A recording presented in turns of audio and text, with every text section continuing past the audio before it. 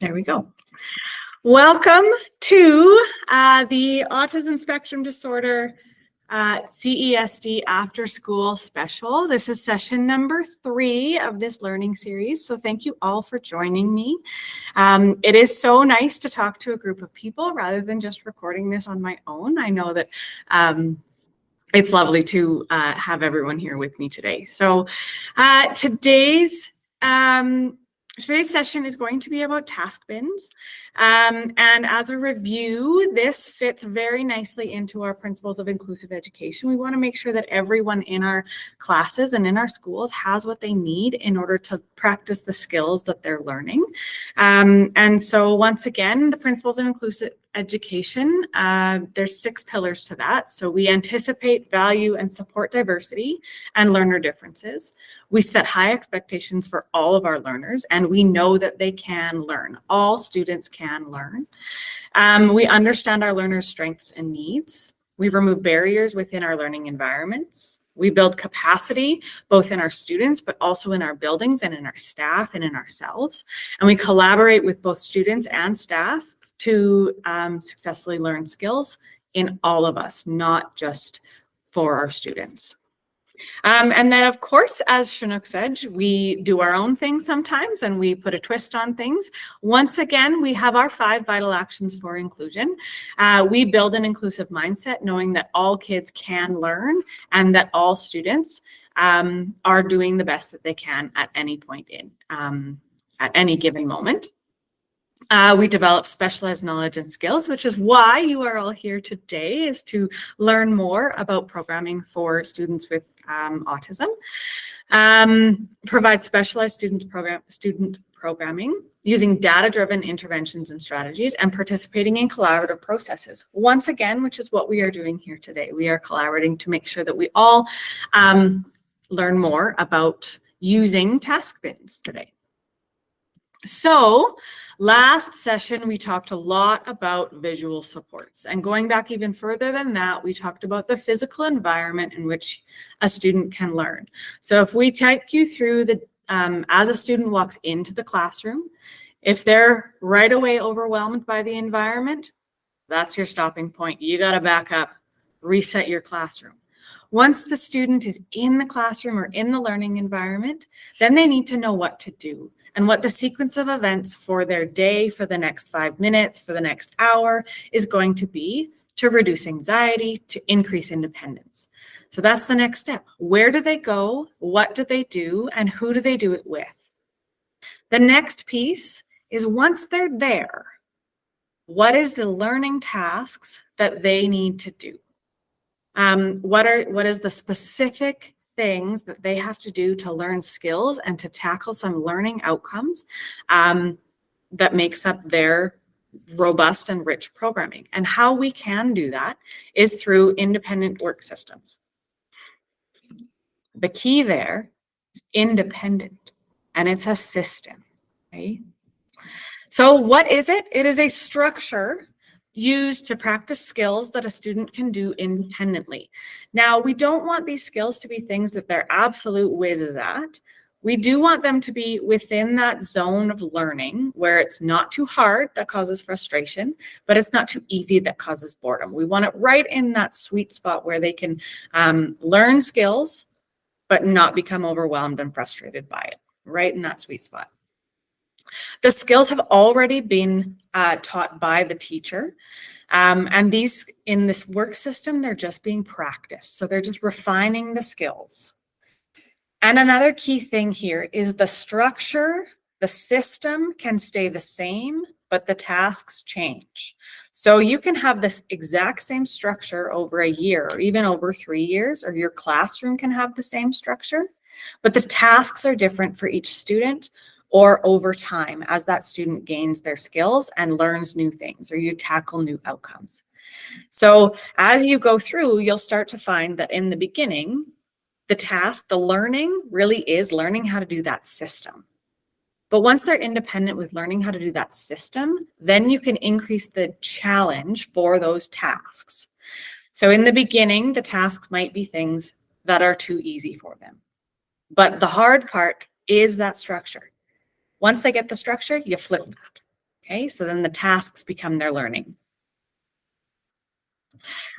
So when you're designing a work system, there's 4 questions that you need to answer. And once you know the answer to these questions, you know that you've got a really strong work system that a student will be very successful with and has all the information that they need in order to do it independently. The first question is, how much work is there to do? So what this means is you have a visual structure to tell the student how many tasks they need to do. Okay, so whether that looks like it's 4 bins with the stuff ready to go, or it is 3 sheets of work that they need to do, maybe it's a mix of both, and you'll have to vary the system so that they know exactly how much they need to do. The next question you need to ask is, does the system communicate what the work actually is that the student needs to do? So even though the student was taught how to do the task or how to do the skill by the teacher, they still have to have those reminders of what to do every time. Okay, that is part of the independence. If you have a student who's consistently asking what they have to do next in the task, that means that your visuals may not be clear enough for that student. So you need to beef up those visuals and make sure that they're more detailed, or you change the structure of those. Maybe you go from cartoons to real pictures.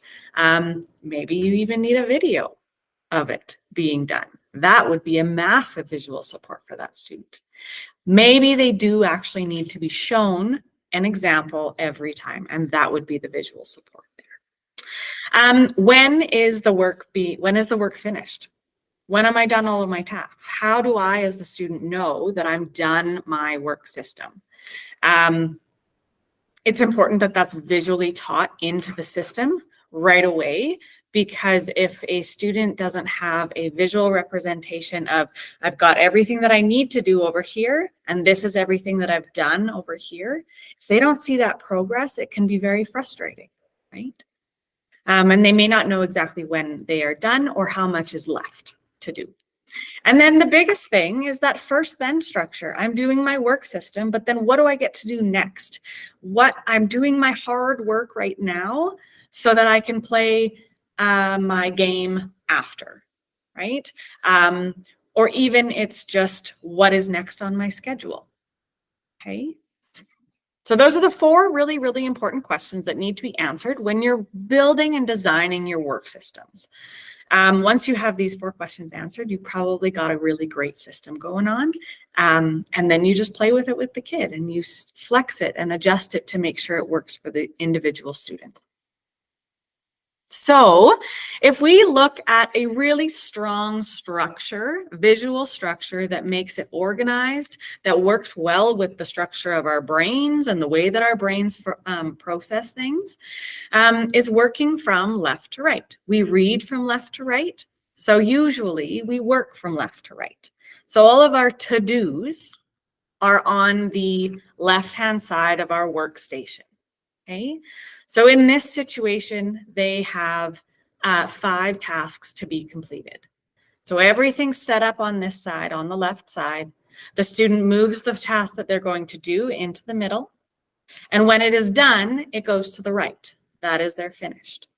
Some of you may feel like this is very familiar with something that looks an awful lot like a red or a yellow, a green, and a red. Get ready, do, done, right? So this follows that structure again. What is it? What do I have to do?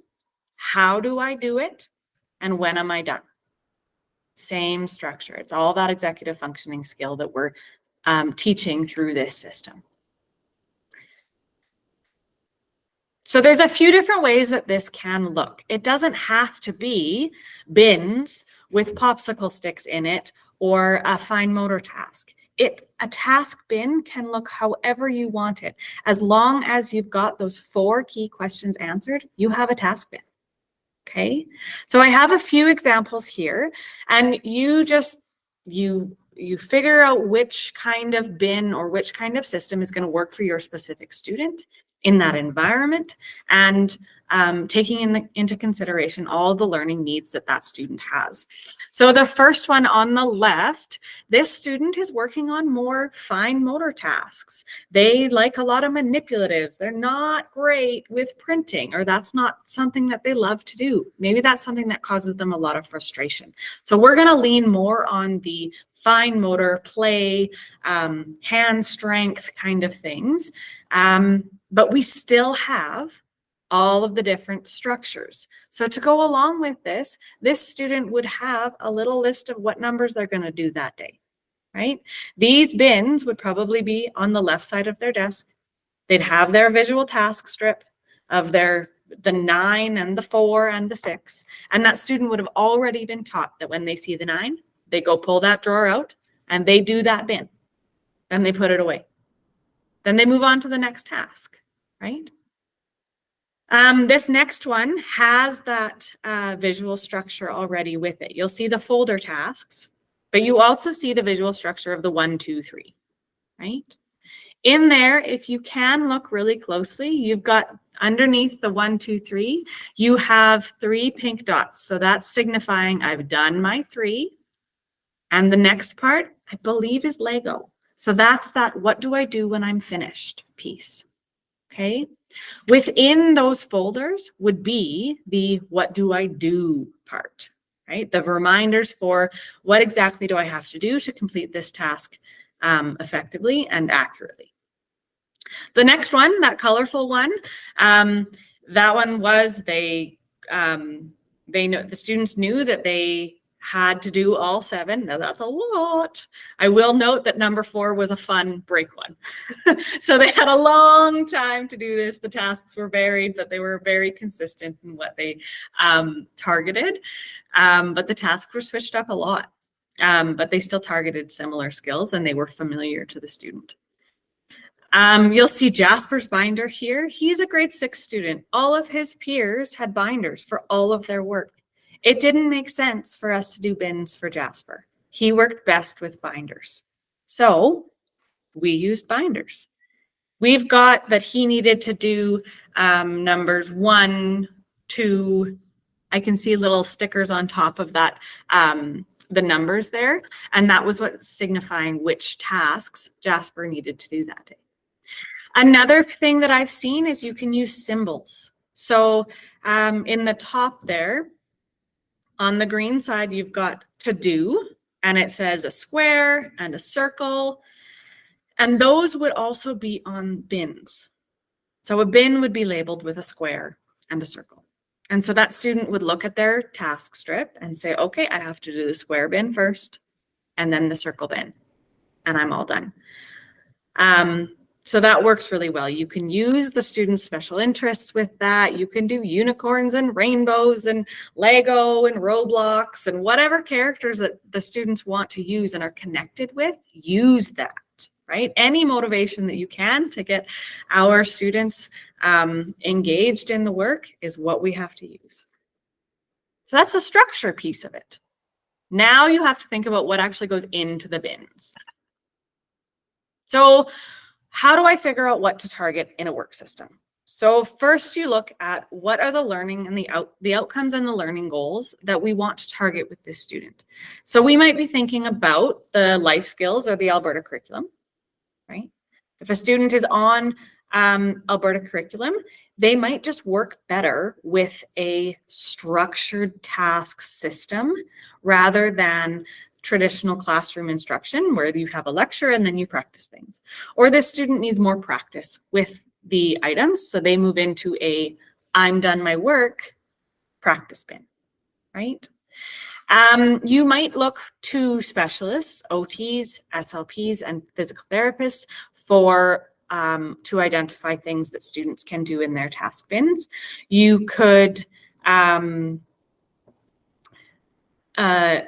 it's potential that you would need to do a fine motor task, right? I see a lot of task bins that use pincer tongs and like clothespins to grab objects and move them over. Those are great fine motor tasks. And if that is what that student needs to work on, then it's a great thing to put in a task bin. And you also could think about what skills do they need to have in order to complete potential work experience placements in the future. So let's say that a really great job for some of the life skills students in your school is ensuring that the photocopies are totally filled every day, ready to go. You would maybe need to have a task bin to practice that. Or if the intention was for a student to go work at a coffee shop, they might need to learn a little bit about money, or cooking and cleaning. They might need to have some tasks there. They might need to learn some stuff about measurement and matching measurement amounts. So you just look at the whole picture for a student and see which ones they need more practice with, and possibly which learning goals are very, very different from their peers. If a learning goal is really different from their peers, that might be a good one that can go into a task bin, because not everybody in your class is going to have a task bin. You're going to utilize the student's strengths and interests, of course, as we do with everything. You're going to make sure that there are little, the visuals that you're using, they probably have something to do with a student's special interest. The actual tasks, maybe the student really loves Play-Doh and that is really calming for them. You're going to use Play-Doh a lot then. You're going to do the colors. You're going to do the actual like fine motor stuff. You're going to build shapes with that. You're going to do a lot with Play-Doh. And then you're going to consider the fine motor, visual, sensory, and attention skills of the student to figure out what that looks like, right? Do they need the high contrast bubble letters because they have some low vision considerations to do? Are you going to ensure that everything is large because they have some fine motor considerations that you that need to be accounted for? So always thinking about the specific child. Another question that I get a lot about task bins is, how do we move through the cycle of changing that up? How do we ensure that it's not boring for the student, that they don't get stuck there? We always want to make sure that it is the classroom teacher that is determining that learning goal, right? Then that teacher would design a task bin from that. They'd look at all the resources that we have in our IMC. They would look at on the internet. There's tons of resources on the internet for task bins. And they'd figure out a good task bin for that child that fits within the work system that they've got. Then they would find time, structured time in the day, scheduled, consistent time in the day that they are teaching the student skills. Once the student is confident, I'd say 80 to 90% confident in that task then moves into the independent work system for further refinement and practice. Then the EA and the teacher monitor that task for independence. And then we go back to the beginning of that cycle. We adjust the task bin if it's too easy, or we remove it altogether and we replace it with a new one that has been taught by the teacher in their teach time. Okay, so it's a constant cycle of switching up those task bins. Maybe one comes out and then it comes back in a couple months later to readdress that skill. But it is a constant cycle, okay? So now let's look at that system. So once again, how will the student know how many tasks to do? I've got some examples here for you. We showed you this one earlier with I've got the square and the circle, and when I'm done that, I move it over to the finish line. This one, it looks like the visual structure is just built into the bins. So I do this one first, I do second, I do third. We talked about this one with the colored file folders already. These students knew this system very well. Once again, when I taught them the system, the tasks were easy. Once they got the system, the tasks got harder and they got more challenging. This next one on the end is more of a binder system. So how I have used this before is you've got you're going to do number 1, 2, 3, and 4. You could even say you're just going to do number 2 and 4 today. But then you've got sleeves or page protectors that are labeled with those numbers. You could do symbols, you could do shapes, you could do colors, whatever you want, as long as the student knows which tasks they need to do. Whatever's in that bin or in that file folder is the task that they need to do, and they have to finish all that's in that file folder. So that's one way to do that. Here's a few other ones. We've got bins over on the left side of the table where all of the materials and the instructions are held. And then that student also has a visual strip there telling them what they need to do. The next one is bins that are on the table. Same type of thing. And once again, we've got another set of bins, but these ones have symbols. And this one has the added bonus of once you're done, you're 1, 2, 3, then it's played out. Okay. So now we look at what are they doing?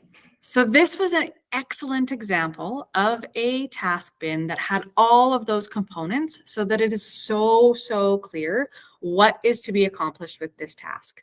So up top, it has the visual sequence of how to do the task. Okay.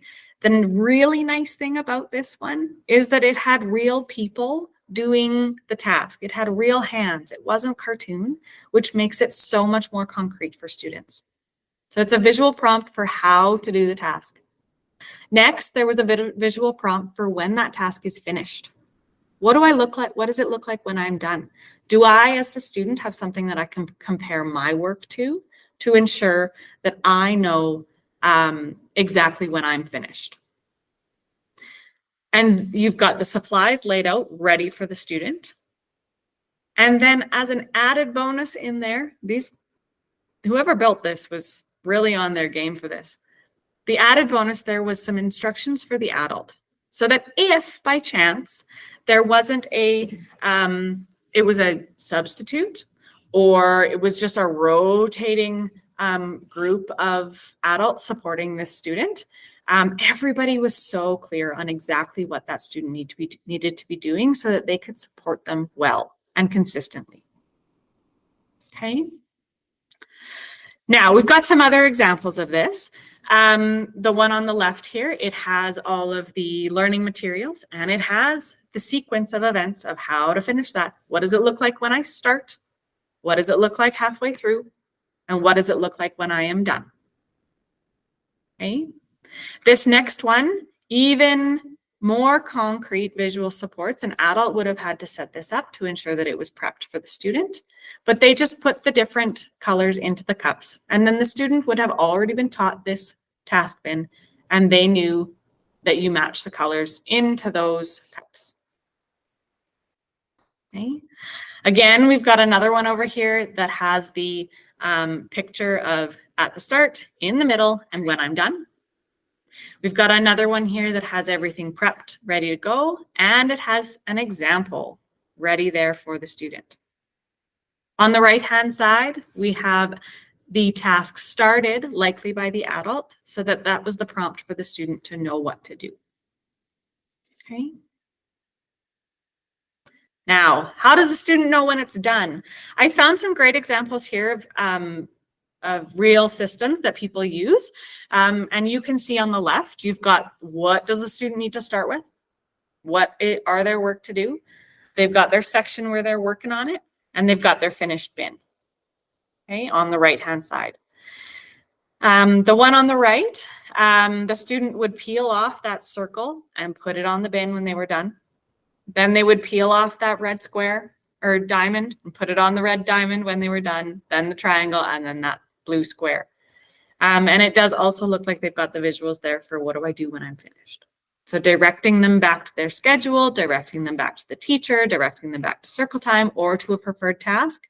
Anything as long as that student knows what to do when they're done is perfect. Okay, just to review the 4 questions. How much do I have to do? What do I have to do? How do I know I'm done? And what do I do next? As long as you have those 4 questions answered with your visual structure, you have a very strong work system that a student would be likely very successful with. Also, as is everything, you pair everything with as many visuals as possible. If a student is having to ask a question, you need a visual for that, okay? Now, it's really important to note, and I want to stress this really, really stress this, that task bins should not be the whole programming, academic programming for a student. Okay? You really want to strike a balance between using those in-class assignments that are parallel or the same as their peers, right? So they're still getting that class engagement. Maybe it is modified or with accommodations. You want the independent work, so things that they can do well on their own in their work system. And you want their adapted classwork. So that's using those parallel outcomes, right? So if their peers are doing a graphing exercise or activity, the students you're working with, they're also doing a graphing activity. It might be less complex, but they're all participating in the same outcome, just with an adaptation to make sure that it's accessible for all the students. So striking a balance between all these things is really important. I have worked with some teachers whose structure in their classroom was really, really consistent every day. They would have their morning work, and there was a bell ringer that every single kid had access to and could do in some way. Then they had their lesson, and it was expected that all students were participating in the way that they could. And then there was an activity that for some it was adapted. But all students kind of looked the same as they were working through that. They had support from each other and they had support from adults.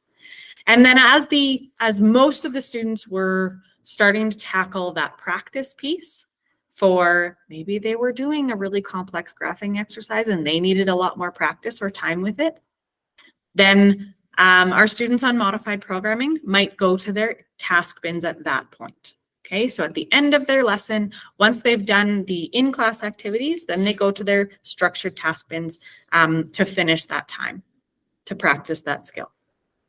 Okay. These are 3 books that I've found just here in Chinook's in division office that are massive supports for this. You can rent the Tasks Galore books. You can check them out from our IMC. We've got 4 or 5 of them, and there are a lot of really good, reasonable tasks in there that don't take a lot to put together. Here's one that I found, the Look and Cook Microwave Cookbook. It lays it out with visual supports of how exactly you do a task. And this could be built so nicely into a task bin. You could have all the supplies prepped. You have this page printed and placed in the bin, and then that is their due. And you've got a picture of them enjoying a delicious hot chocolate at the end. So that would be one wonderful way that you could use visual recipes. Another one is this book about visual support for children with autism spectrum disorder. Again, really reasonable tasks listed in there. And also the how-to behind it as well is in that book.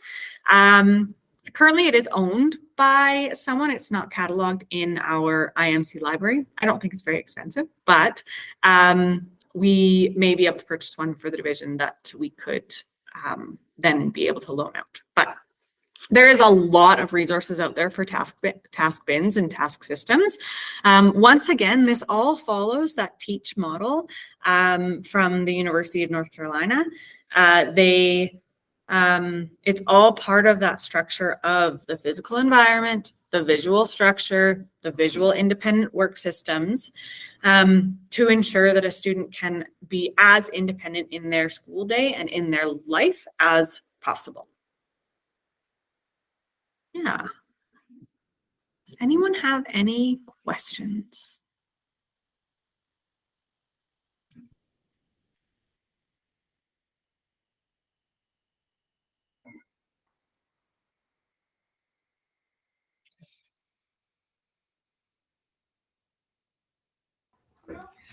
When you're down in this area again, would it be possible perhaps we could meet and look at Taking my own advice here and using an awkward amount of wait time. Yes. Would it be okay if we got maybe like go over some task bins when you're here? Would that be okay? To see if we would be on the right track. Okay. If there is no questions from anyone, That's great. Please reach out if you think of anything as you go through the rest of your day. I do get pretty excited about task bins, so please reach out. I love talking about them and designing them. And there's lots of resources out there. You can reach out to your student services coordinator. You can reach out to your LST. Just make sure that you're seeking support with that. Yeah. Have a fantastic rest of your Tuesday. And thank you so, so much for joining me. Have a great day.